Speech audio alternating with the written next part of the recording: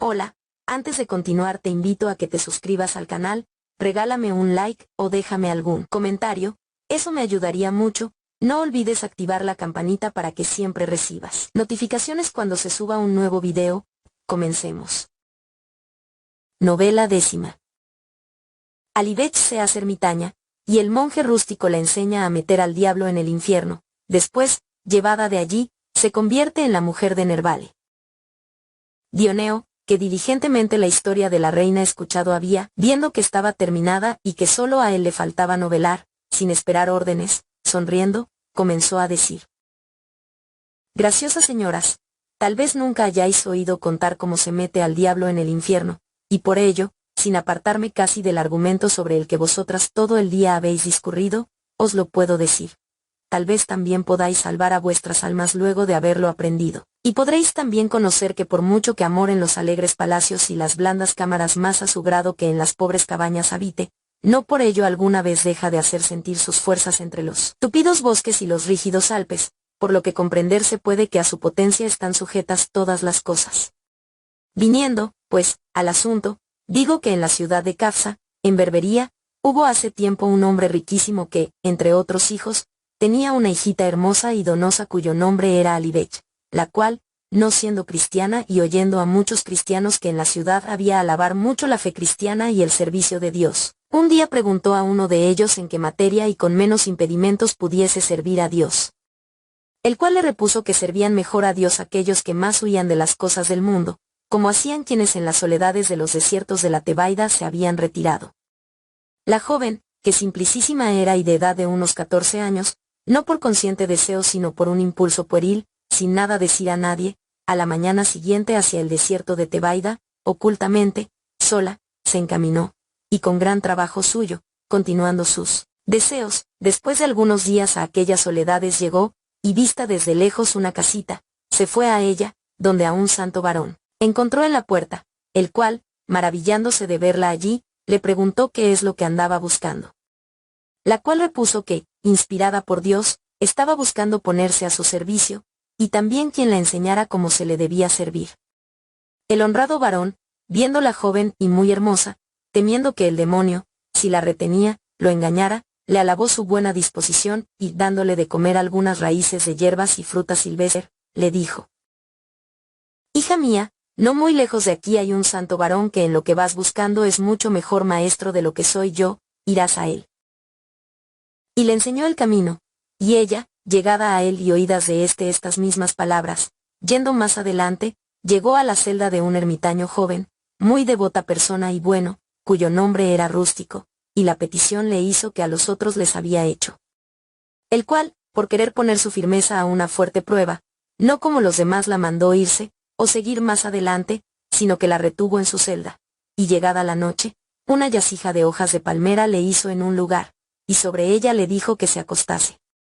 Hecho esto, no tardaron nada las tentaciones en luchar contra las fuerzas de el cual, encontrándose muy engañado sobre ellas, sin demasiados asaltos volvió las espaldas y se entregó como vencido, y dejando a un lado los pensamientos santos y las oraciones y las disciplinas, a traerse a la memoria la juventud y la hermosura de ésta comenzó, y además de esto, a pensar en qué día y en qué modo debiese comportarse con ella, para que no se apercibiese que él, como hombre disoluto, quería llegar a aquello que deseaba de ella.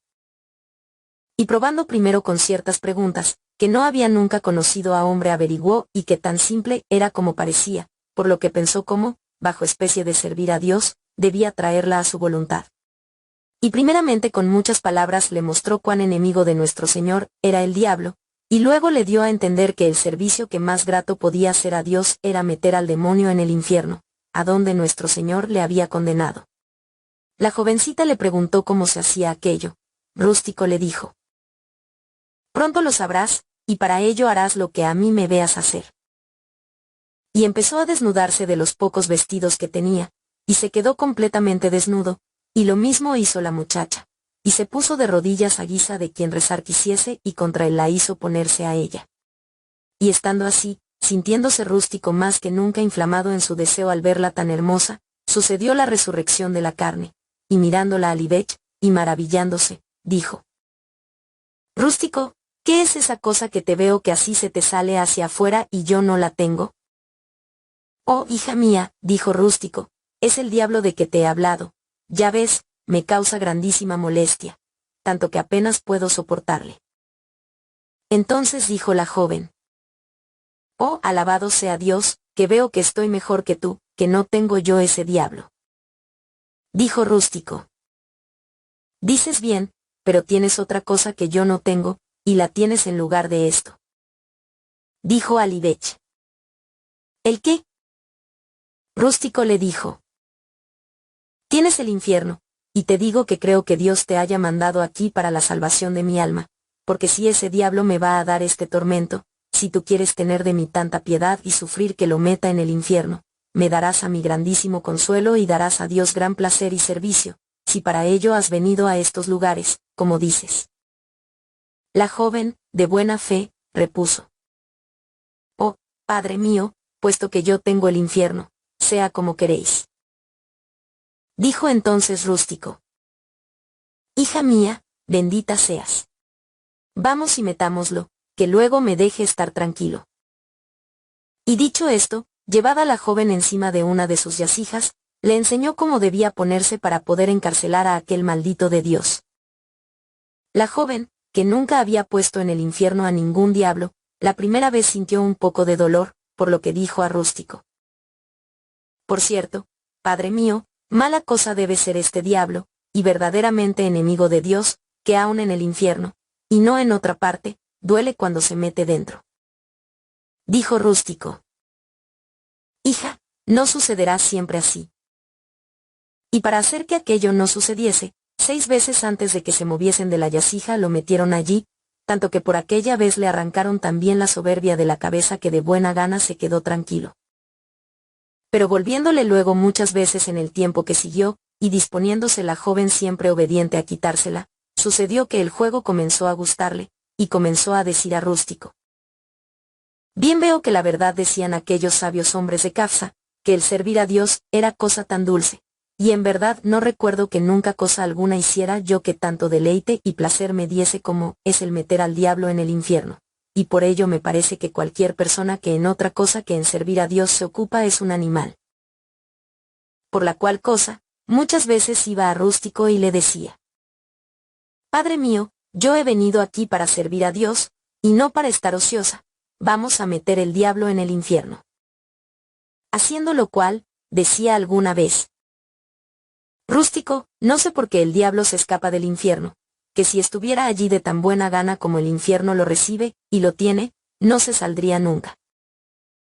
Así, tan frecuentemente invitando la joven a Rústico y consolándolo al servicio de Dios, tanto le había quitado la lana del jubón que en tales ocasiones sentía frío en que otro hubiera sudado, y por ello comenzó a decir a la joven que al diablo no había que castigarlo y meterlo en el infierno más que cuando él, por soberbia, levantase la cabeza. Y nosotros, por la gracia de Dios, tanto lo hemos desganado, que ruega a Dios quedarse en paz. Y así impuso algún silencio a la joven, la cual, después de que vio que Rústico no le pedía más meter el diablo en el infierno, le dijo un día: Rústico, si tu diablo está castigado y ya no te molesta, a mí mi infierno no me deja tranquila, por lo que bien harás si con tu diablo me ayudas a calmar la rabia de mi infierno, como yo con mi infierno te he ayudado a quitarle la soberbia a tu diablo. Rústico, que de raíces de hierbas y agua vivía, mal podía responder a los envites, y le dijo que muchos diablos querrían poder tranquilizar al infierno, pero que él haría lo que pudiese, y así alguna vez la satisfacía, pero era tan raramente que no era sino arrojar un haba en la boca de un león, de lo que la joven, no pareciéndole servir a Dios cuanto quería, mucho rezongaba. Pero mientras que entre el diablo de Rústico y el infierno de Alivech había, por el demasiado deseo y por el menor poder, esta cuestión, sucedió que hubo un fuego en Cafsa en el que en la propia casa ardió el padre de Alivech con cuantos hijos y demás familia tenía, por la cual cosa, Alivech, de todos sus bienes quedó heredera. Por lo que un joven llamado Nervale, habiendo en magnificencias gastado todos sus haberes, oyendo que ésta estaba viva, poniéndose a buscarla y encontrándola antes de que el fisco se apropiase de los bienes que habían sido del padre, como de hombre muerto sin herederos, con gran placer de Rústico. Y contra la voluntad de ella, la volvió a llevar a Cafsa y la tomó por mujer, y con ella de su gran patrimonio fue heredero. Pero preguntándole las mujeres que en qué servía a Dios en el desierto, no habiéndose todavía Nervale acostado con ella, repuso que le servía metiendo al diablo en el infierno, y que Nervale había cometido un gran pecado con haberla arrancado a tal servicio. Las mujeres preguntaron: ¿cómo se mete al diablo en el infierno? La joven, entre palabras y gestos, se lo mostró, de lo que tanto se rieron que todavía se ríen, y dijeron: no estés triste, hija, no, que eso también se hace bien aquí, Nervale bien servirá contigo a Dios nuestro Señor en eso. Luego, diciéndoselo una a otra por toda la ciudad, hicieron famoso el dicho de que el más agradable servicio que a Dios pudiera hacerse era meter al diablo en el infierno, el cual dicho, pasado a este lado del mar, todavía se oye. Y por ello vosotras, jóvenes damas, que necesitáis la gracia de Dios, aprended a meter al diablo en el infierno, porque ello es cosa muy grata a Dios y agradable para las partes, y mucho bien pueden hacer de ello y seguirse. 1000 veces o más había movido a risa la historia de Dioneo a las honestas damas, tales y de tal manera les parecían sus palabras, por lo que, llegado él a la conclusión de esta, conociendo la reina que el término de su señorío había llegado, quitándose el laurel de la cabeza, muy placenteramente lo puso sobre la cabeza de Filóstrato, y dijo: pronto veremos si el lobo sabe mejor guiar a las ovejas que las ovejas han guiado a los lobos. Filóstrato, al oír esto, dijo riéndose: si me hubieran hecho caso, los lobos habrían enseñado a las ovejas a meter al diablo en el infierno, no peor de lo que hizo Rústico con Alibech, y por ello no nos llaméis lobos porque no habéis sido ovejas, pero según me ha sido concedido, gobernaré el reino que se me ha encomendado. A quien Neifí le contestó: oye, Filóstrato, habríais, queriéndonos enseñar, podido aprender sensatez como aprendió Maceto de las monjas y recuperar el habla en tal punto que los huesos sin dueño habrían aprendido a silbar.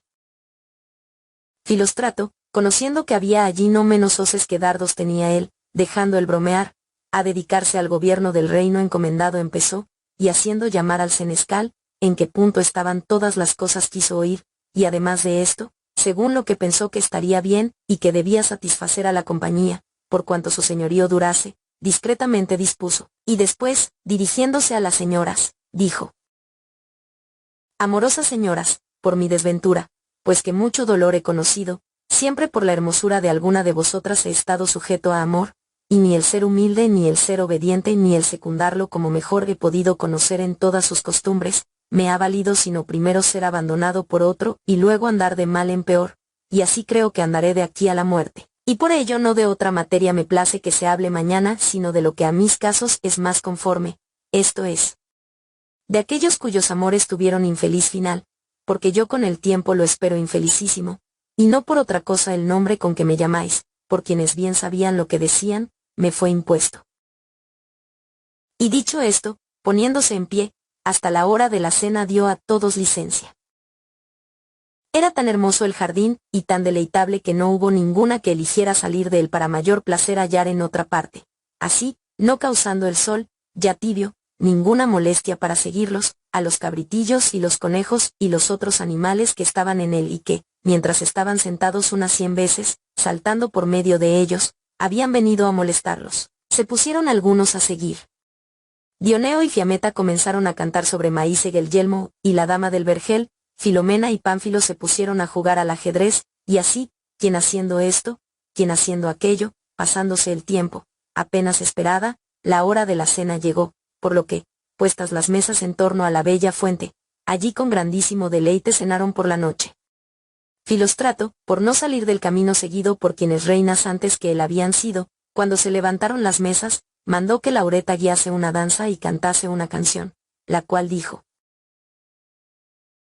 señor mío, canciones de los demás no sé, ni de las mías tengo en la cabeza ninguna que sea lo bastante conveniente a tan alegre compañía. Si queréis de las que sé, las cantaré de buena gana.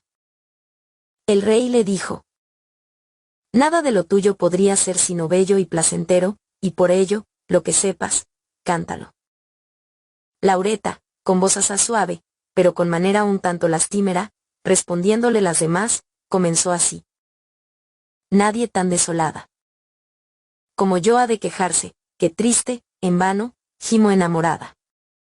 Aquel que mueve el cielo y toda estrella me formó a su placer linda, gallarda, y tan graciosa y bella, para aquí abajo al intelecto ser una señal de aquella belleza que jamás deja de ver, más el mortal poder, conociéndome mal, no me valora, soy menospreciada. Ya hubo quien me quiso y, muy de grado, siendo joven me abrió sus brazos y su pecho y su cuidado, y en la luz de mis ojos se inflamó, y el tiempo, que afanado se escapa, a cortejar me dedicó, y siendo cortés yo digna de él supe hacerme, pero ahora estoy de aquel amor privada. A mí llegó después, presuntuoso, un mozalbete fiero reputándose noble y valeroso, su prisionera soy, y el traicionero hoy se ha vuelto celoso, por lo que, triste, casi desespero, puesto que verdadero es que, viniendo al mundo por bien de muchos, de uno soy guardada. Maldigo mi ventura que, por cambiarme en esta vez te respondí si de aquella oscura en que alegre me vi, mientras con esta llevo una vida dura, mucho menor que la pasada honesta. Oh dolorosa fiesta, antes muerta haber sido en tal caso desgraciada.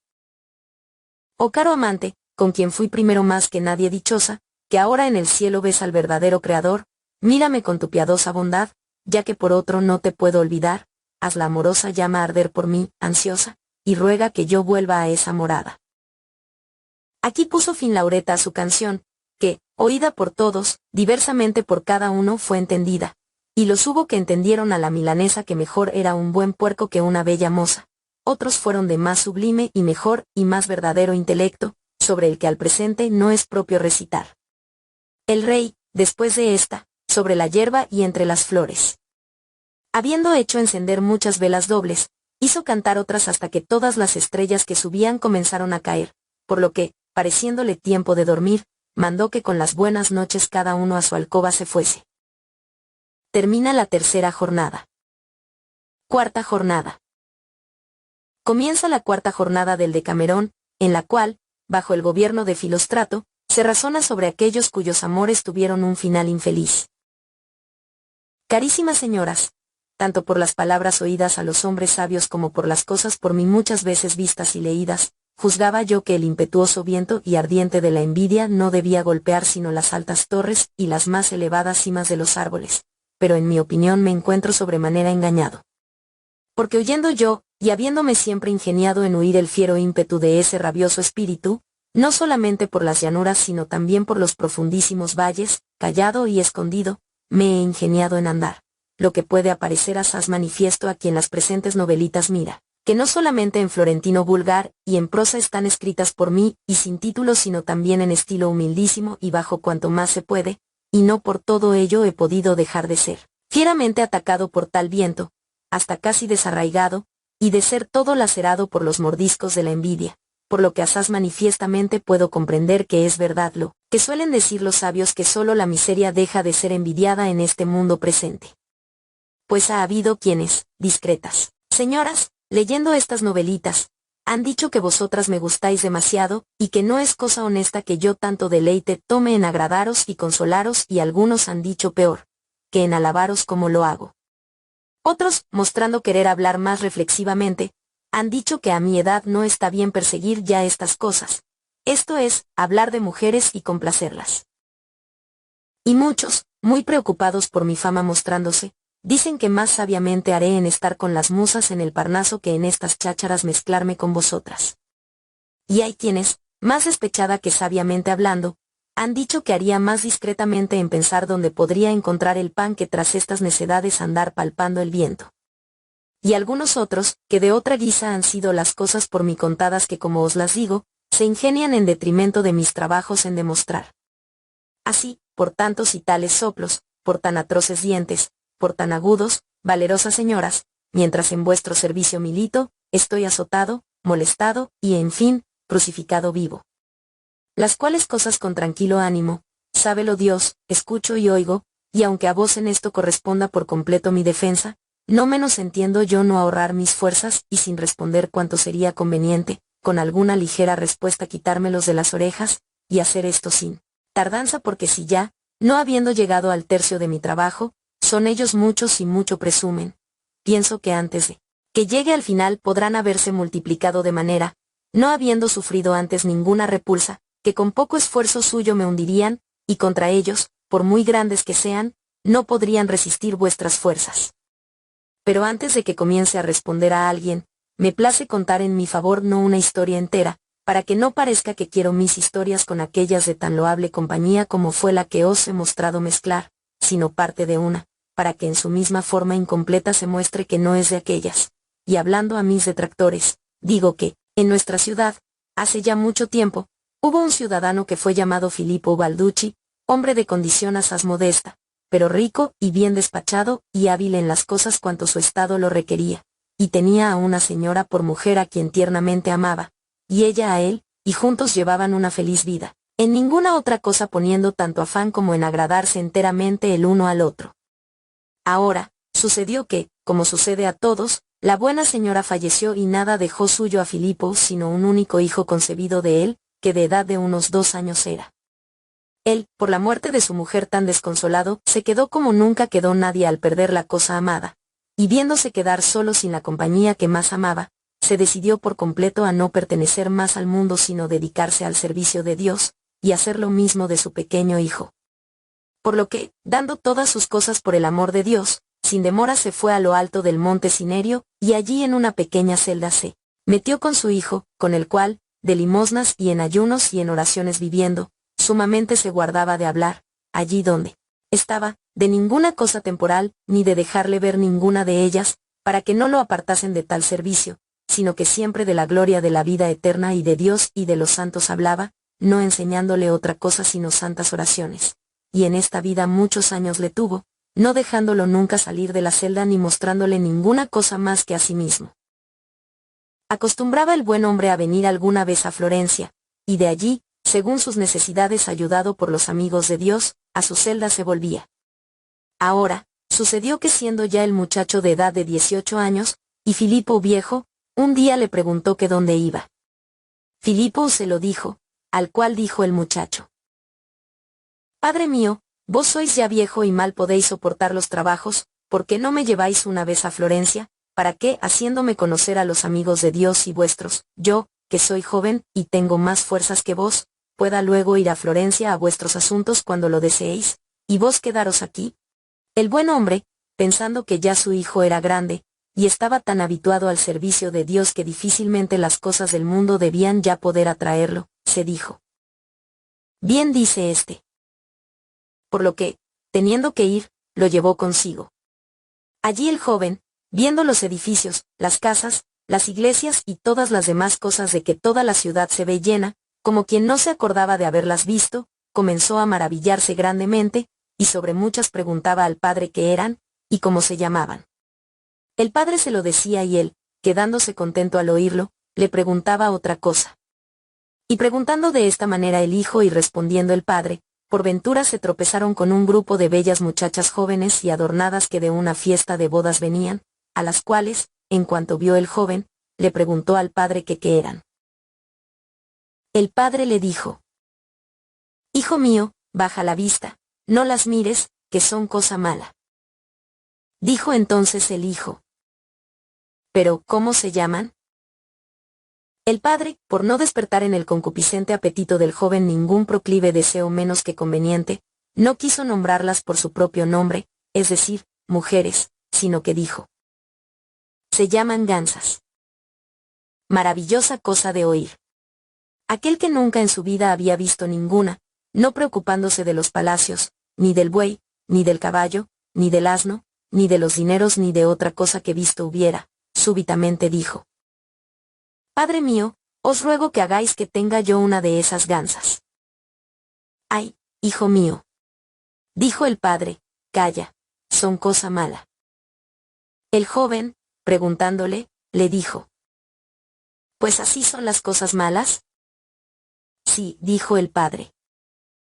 Y él dijo entonces: No sé lo que decís, ni porque éstas sean cosas malas. En cuanto a mí, no me ha parecido hasta ahora ver nunca nada tan bello ni tan agradable como ellas. Son más hermosas que los corderos pintados que me habéis enseñado muchas veces.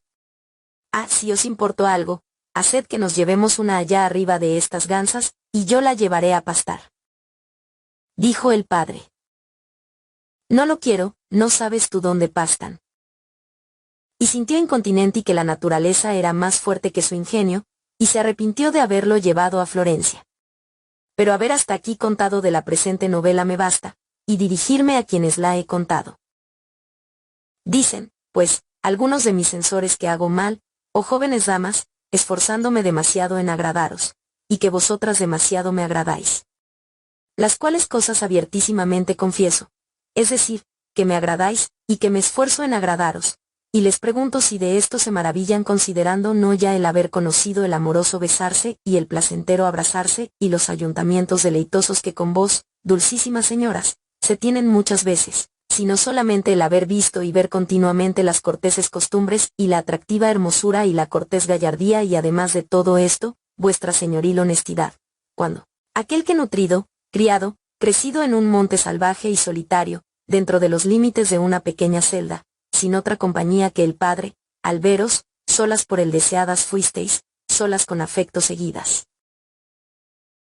Habrían de reprenderme, de amonestarme, de castigarme estos si yo, cuyo cuerpo el cielo produjo apto para amaros, y yo desde mi infancia el alma os dediqué al sentir el poder de la luz de vuestros ojos, la suavidad de las palabras melifluas y las llamas encendidas por los compasivos suspiros, si me agradáis, y si yo en agradaros me esfuerzo, y especialmente teniendo en cuenta que antes que nada agradasteis a un ermitañito, a un jovencillo sin sentido, casi a un animal salvaje. Por cierto que quien no os ama y por vos no desea ser amado, como persona que ni los placeres ni la virtud de la natural afección siente ni conoce me reprende, y poco me preocupo por ello.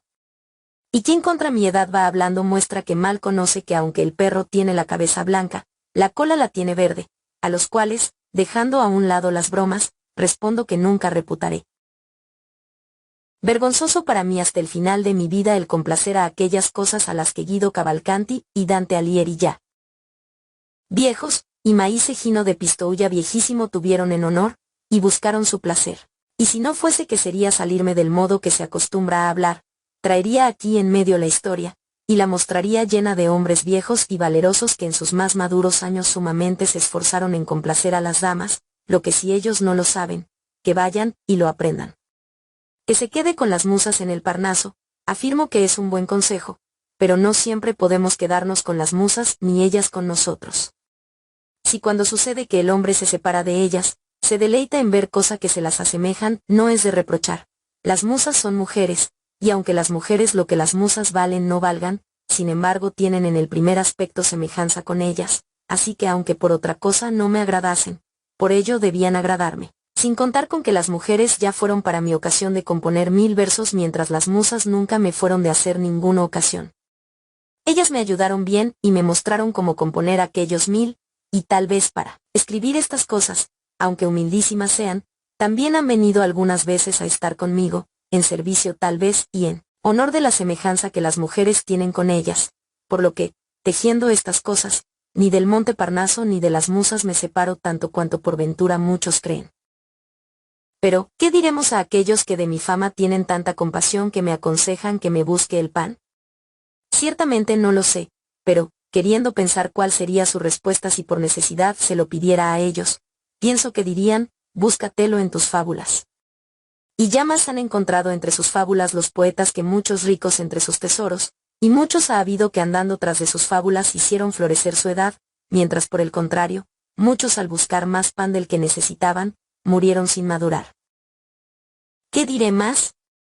Échenme con malos modos esos tales cuando se lo pida, si bien con la merced de Dios todavía no lo necesito y si me sobreviniese la necesidad yo sé, según el apóstol, vivir en la abundancia y padecer la miseria, y por ello nadie se preocupe de mí sino yo. Y los que dicen que estas cosas no han sido así, me gustaría mucho que encontrasen los originales, que si fueran discordantes de lo que yo escribo, justa diré que es su reprimenda y en corregirme yo mismo me ingeniaré, pero mientras no aparezca nada sino palabras, les dejaré con su opinión, siguiendo la mía, diciendo de ellos lo que ellos dicen de mí. Y queriendo haber respondido bastante por esta vez, digo que con la ayuda de Dios y la vuestra, gentilísimas señoras, en quien espero, armado y con buena paciencia, con esto procederé adelante, volviendo las espaldas a este viento y dejándolo soplar, porque no veo que pueda sucederme a mí otra cosa que le sucede al menudo polvo, el cual, soplando el torbellino, o de la tierra, no lo mueve, o si lo mueve lo lleva a lo alto y muchas veces sobre la cabeza de los hombres, sobre las coronas de los reyes y de los emperadores, y a veces sobre los altos palacios y sobre las excelsas torres lo deja, de las cuales, si cae, más abajo no puede llegar del lugar a donde fue llevado. Y si alguna vez con toda mi fuerza a complaceros en algo me dispuse, ahora más que nunca me dispondré, porque conozco que otra cosa nadie podrá decir con razón sino que los demás, y yo, que os amamos, naturalmente obramos, a cuyas leyes, de la naturaleza, para querer oponerse. Demasiado grandes fuerzas se necesitan, y muchas veces no solamente en vano, sino con grandísimo daño del que se afana se ponen en obra. Las cuales fuerzas, confieso que no las tengo ni deseo tenerlas en esto, y si las tuviese, antes a otros las prestaría que las usaría para mí. Por lo que cállense los reprensores, y si calentarse no pueden, vivan congelados, y en sus deleites, más bien apetitos corruptos, estándose, a mí en el mío, en esta breve vida que se nos da, me dejen tranquilo. Pero hemos de volver, porque bastante hemos divagado, oh, hermosas señoras, allá de donde partimos, y el orden empezado seguir. Arrojado había el sol ya del cielo a todas las estrellas y de la tierra la húmeda sombra de la noche, cuando Filóstrato, levantándose, a toda su compañía hizo levantar, y yendo al hermoso jardín, por allí empezaron a pasearse, y venida la hora de la comida, almorzaron aquí donde habían cenado la noche pasada. Y de dormir, estando el sol en su mayor altura, levantándose, de la manera acostumbrada cerca de la hermosa fuente se sentaron, y entonces Filóstrato a Fiameta mandó que principio diese a las historias, la cual, sin esperar más a que dicho le fuese, señorilmente así comenzó. Novela primera. Tancredo, príncipe de Salerno, mata al amante de su hija y le manda el corazón en una copa de oro, la cual, echando sobre el agua envenenada, se la bebe y muere. Duro asunto para tratarnos ha impuesto hoy nuestro rey, si pensamos que cuando para alegrarnos hemos venido, tenemos que hablar de las lágrimas de otros, que no pueden contarse sin que deje de sentir compasión quien las cuenta y quien las escucha. Tal vez por moderar un tanto la alegría sentida los días pasados lo ha hecho, pero sea lo que le haya movido, como a mí no me incumbe cambiar su gusto, un caso lastimero, y por lo mismo desventurado y digno de nuestras lágrimas, contaré. Tancredo, príncipe de Salerno, fue señor a su mano, y de benigno talante, si en amorosa sangre, en su vejez, no se hubiera ensuciado las manos, el cual en todo el tiempo de su vida no tuvo más que una hija, y más feliz hubiera sido si no la hubiese tenido. Esta fue por el padre tan tiernamente amada cuanto hija alguna vez fuese amada por su padre, y por este tierno amor, habiendo ella ya pasado en muchos años la edad de tener marido, no sabiendo cómo separarla de él, no la casaba. Luego, por fin, habiéndola dado por mujer a un hijo del duque de Capue, viviendo con él poco tiempo, se quedó viuda y volvió con su padre. Era hermosísima en el cuerpo y el rostro como la mujer que más lo hubiera sido, y joven y gallarda, y más discreta de lo que por ventura convenía a una mujer serlo. Y viviendo con el amante padre como una gran señora, en mucha blandura, y viendo que su padre, por el amor que le tenía, poco cuidado se tomaba por casarla otra vez, y a ella cosa honesta no le parecía pedírselo, pensó en tener, ocultamente si podía hallarlo, un amante digno de ella. Y viendo a muchos hombres en la corte de su padre, nobles y no, como nosotros los vemos en las cortes, y consideradas las maneras y las costumbres de muchos, entre los otros un joven paje del padre cuyo nombre era Guiscardo, hombre de nacimiento asaz humilde pero por la virtud y las costumbres noble, más que otro le agradó y por el calladamente, viéndolo a menudo, ardientemente se inflamó, estimando cada vez más sus maneras. Y el joven, que no dejaba de ser perspicaz, habiéndose fijado en ella, la había recibido en su corazón de tal manera que de cualquiera otra cosa que no fuera amarla tenía alejada la cabeza, de tal guisa, pues, amándose el uno al otro. Secretamente, nada deseando tanto la joven como encontrarse con él, ni queriéndose sobre este amor confiarse a nadie, para poderle declarar su intención inventó una rara estratagema. Escribió una carta, y en ella lo que tenía que hacer el día siguiente para estar con ella le mostró, y luego, puesta en el hueco de una caña, jugándose la dio a Guiscardo diciendo: «Con esto harás esta noche un soplillo para tu sirvienta con que encienda el fuego». Guiscardo la tomó, y pensando que no sin razón debía habérsela dado y dicho aquello, marchándose, con aquello volvió a su casa, y mirando la caña, y viéndola hendida, la abrió y, hallada dentro la carta de ella y leída, y bien entendido lo que tenía que hacer, se sintió el hombre más contento que ha habido en el mundo, y se dedicó a prepararse para reunirse con ella según el modo que le había mostrado.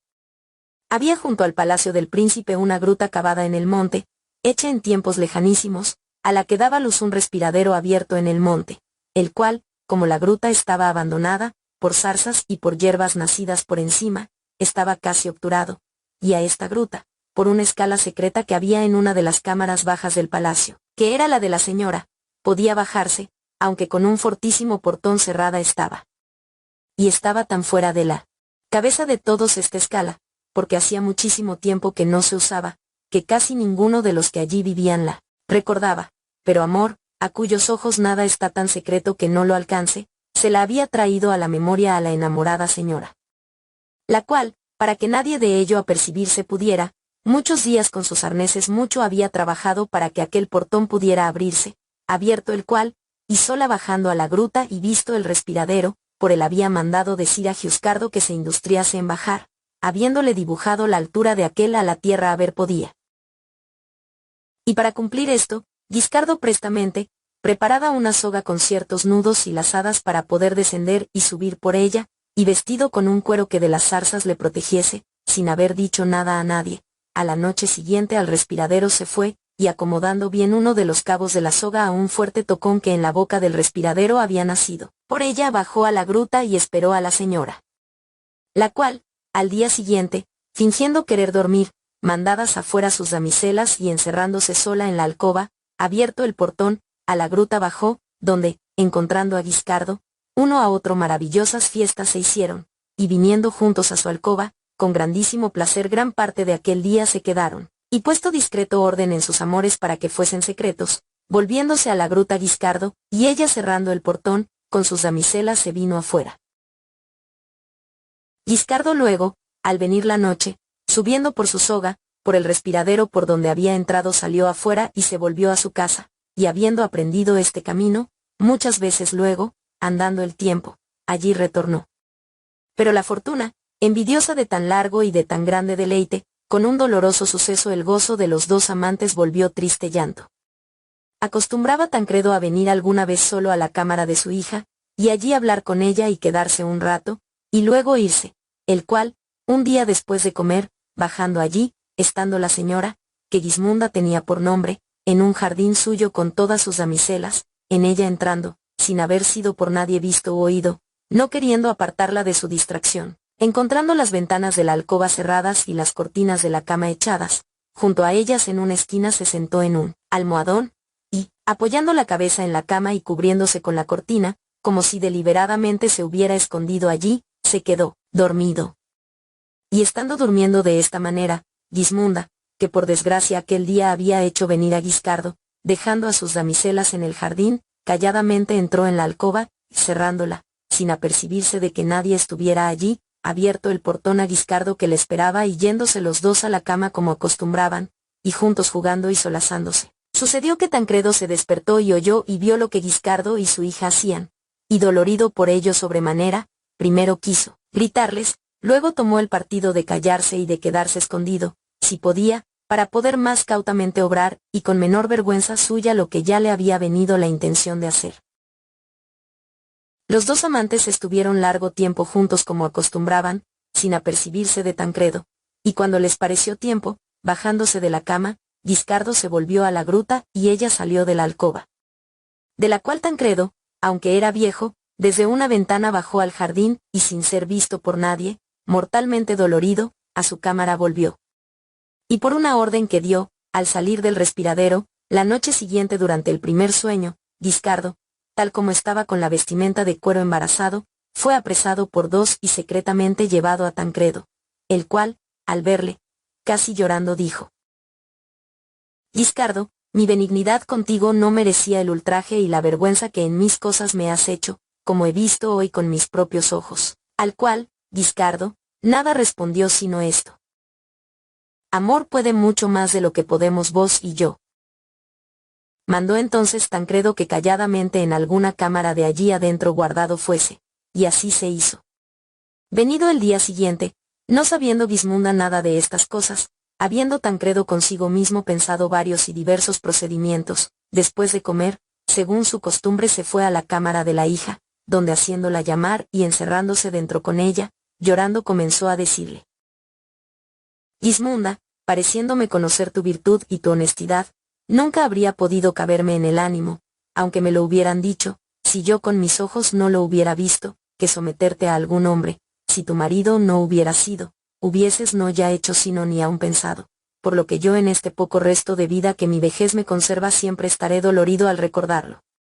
Y hubiera querido Dios que, pues que a tanta deshonestidad encaminarte debías, hubieses tomado un hombre que a tu nobleza hubiera sido conveniente, pero entre tantos que mi corte frecuentan, elegiste a Guiscardo, joven de condición vilísima en nuestra corte casi como por el amor de Dios desde niño hasta este día criado, por lo que en grandísimo afán de ánimo me has puesto no sabiendo qué partido tomar sobre ti. De Guiscardo, a quien esta noche hice prender cuando por el respiradero salía y lo tengo en prisión, ya he determinado qué hacer, pero de ti sabe Dios que no sé qué hacer. Por una parte, me arrastra el amor que siempre te he tenido más que ningún padre tuvo a su hija y por la otra me arrastra la justísima ira, ocasionada por tu gran locura. Aquel quiere que te perdone, y éste quiere que contra mi misma naturaleza me ensañe. Pero antes de tomar partido, deseo oírte lo que tengas que decir a esto. Y dicho esto, bajó el rostro, llorando tan fuertemente como habría hecho un muchacho apaleado.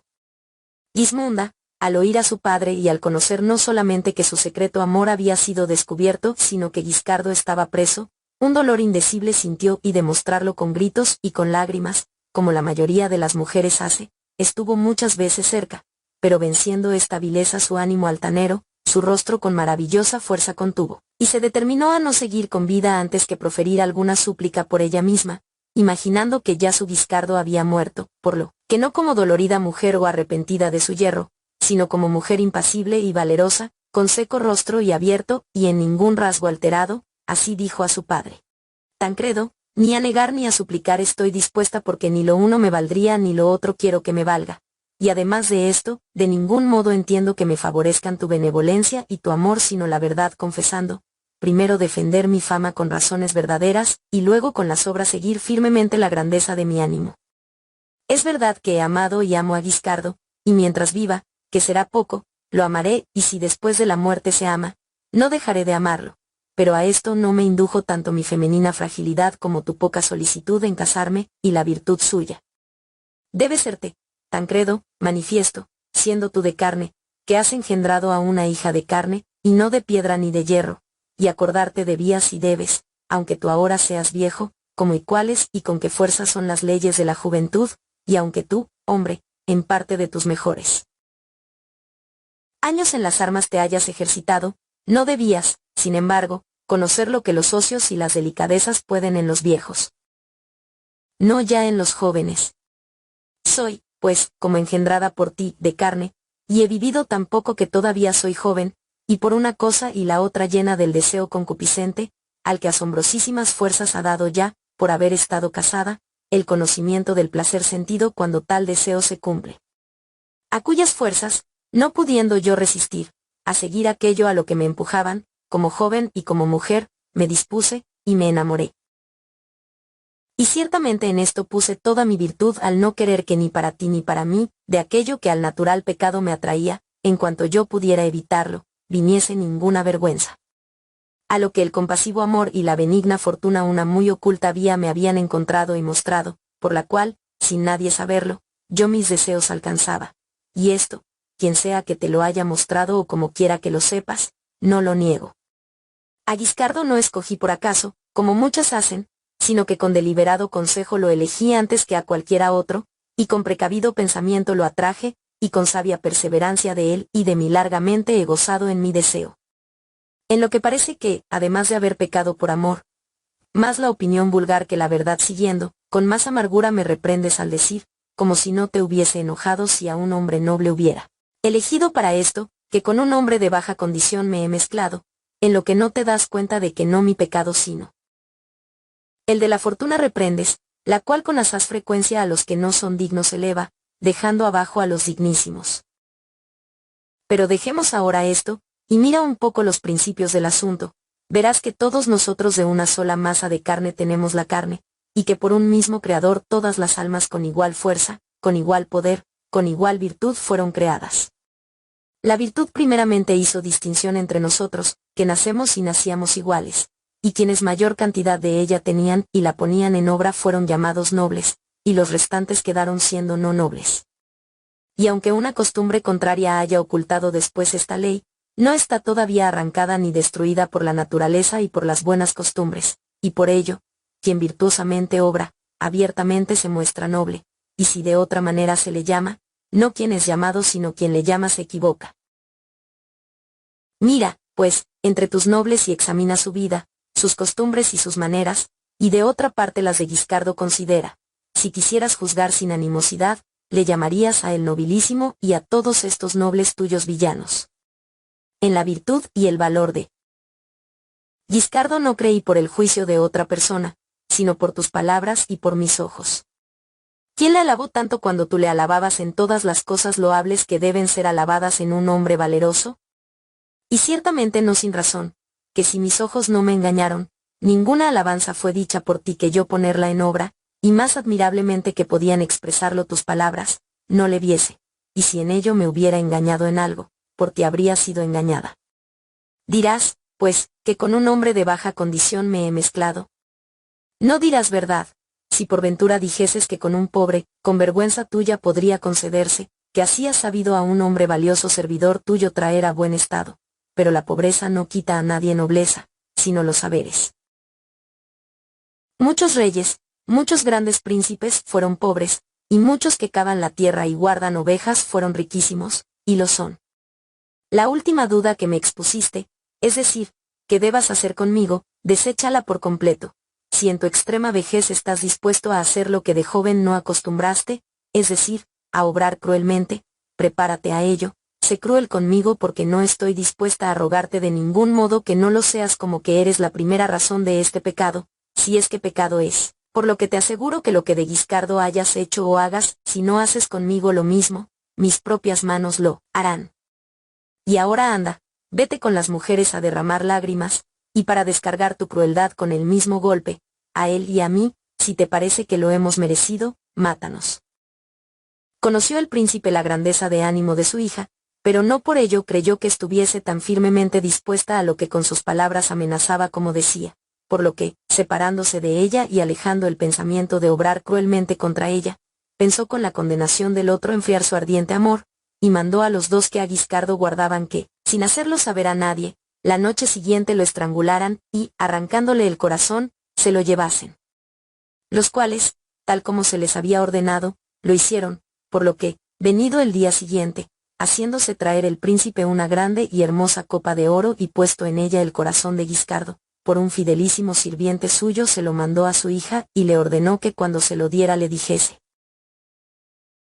tu padre te envía esto para consolarte con lo que más amas, como le has consolado tú con lo que él más amaba.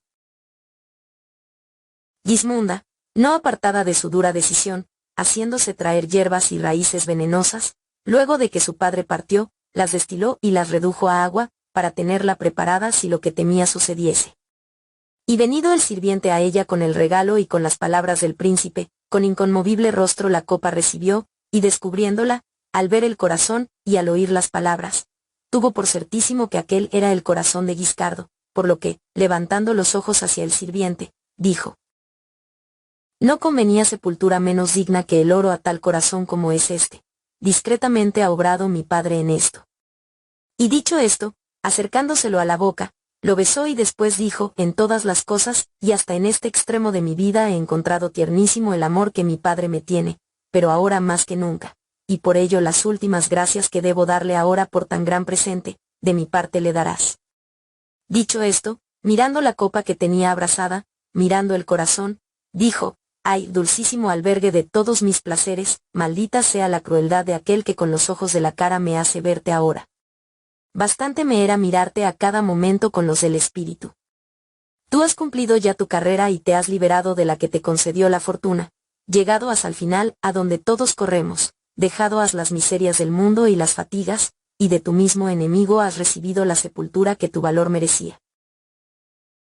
Nada te faltaba para recibir cumplidas exequias, sino las lágrimas de quien mientras viviste tanto amaste, las que para que las tuvieses, puso Dios en el corazón de mi cruel padre que te mandase a mí, yo te las ofreceré aunque tuviera el propósito de morir con los ojos secos y con el gesto de nada espantado. Y después de habértelas ofrecido, sin tardanza alguna haré que mi alma se una a la que, rigiéndola tú, con tanto amor guardaste.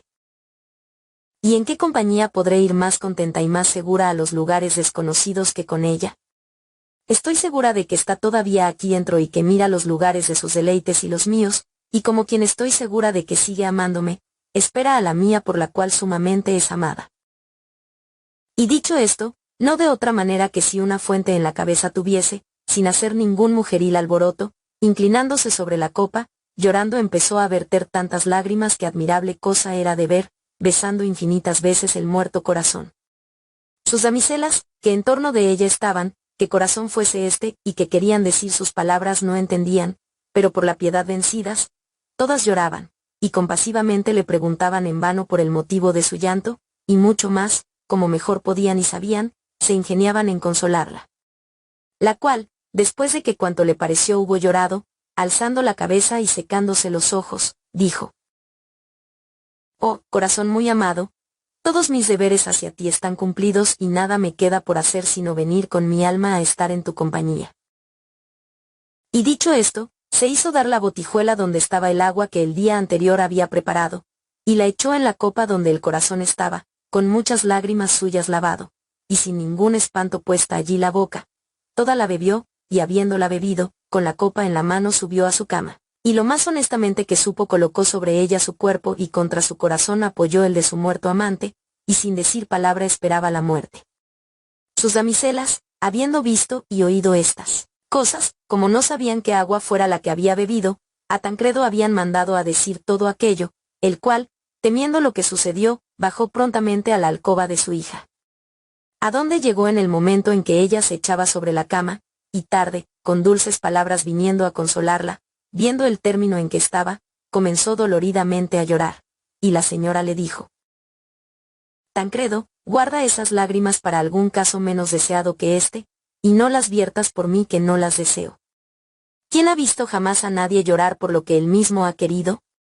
Pero si algo de aquel amor que me tuviste todavía vive en ti, por último don concédeme que, pues que no te fue grato que yo calladamente y a escondidas con Guiscardo viviera, que mi cuerpo con el suyo, donde quiera que lo hayas hecho arrojar muerto, esté públicamente». La angustia del llanto no dejó responder al príncipe, y entonces la joven, sintiéndose llegar a su fin, estrechando contra su pecho el muerto corazón, dijo: «Quedaos con Dios, que yo me voy». Y velados los ojos y perdido todo sentido, de esta dolorosa vida se partió. Tal doloroso fin tuvo el amor de Guiscardo y de Gismunda, como habéis oído, a los cuales Tancredo, luego de mucho llanto, y tarde arrepentido de su crueldad, con general dolor de todos los salernitanos, honradamente a ambos en un mismo sepulcro hizo enterrar.